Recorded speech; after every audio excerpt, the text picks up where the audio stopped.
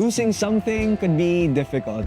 Losing your phone or your wallet could spell a really bad week or perhaps a month for most of us. There are things that when we lose are far more difficult. Losing patience or faith or hope or someone. What's worse is when these things are taken from us. This is a situation that the disciples faced in John 20. When Jesus died, their expectation about this Jesus was so high. He's supposed to be the Messiah, the one who would bring peace, the one who would bring joy, the one who would have a kingdom that would last forevermore. So imagine the frustration and the fear when this Jesus dies, the loss of hope and the fear that they had, the loss of purpose. Isn't Jesus the Messiah? Isn't He the one who's supposed to be the resurrection, the life? And for some of us, perhaps this is how we could feel sometimes.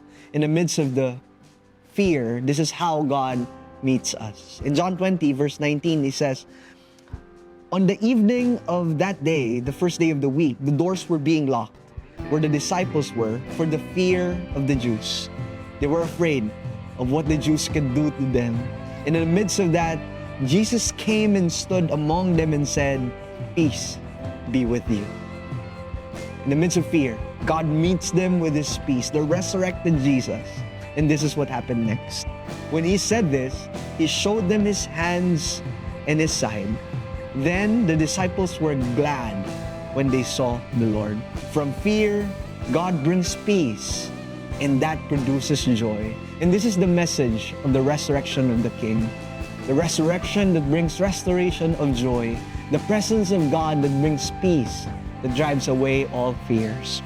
On that third day, the glory of God is displayed.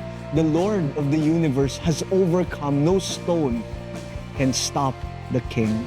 The resurrection of the glorious Jesus that reminds us that in the moments of our fear, His presence can bring peace, can produce joy. That's why we have the courage, the audacity to say, "Death, where is your sting? Grave, where's your victory? My King, the King of glory is hailed." That's why we praise Him. And as we look forward to Him coming again in Revelation 5:5, we're reminded, "Weep no more. Behold, the Lion of the tribe of Judah, the Root of David, He has conquered so that He can open the scroll and its 7 seals." It's a good time to reflect on these questions. How is God shifting our fears into gladness in Him? What areas of our lives do we need the presence and the peace of God in this season? Because this season, in celebration of the resurrection of the glorious Jesus, we're reminded that in moments of our fear, His presence brings peace and joy.